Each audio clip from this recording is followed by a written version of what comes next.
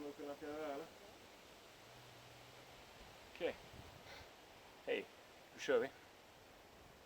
2 point T. Hur många meter? 15 meter. Ish.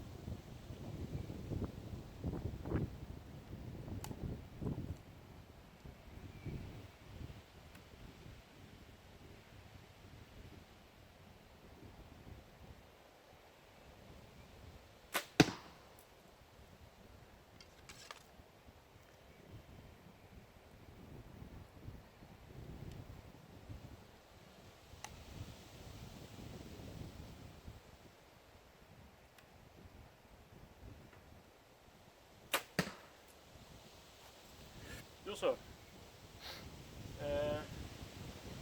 Då var det klart.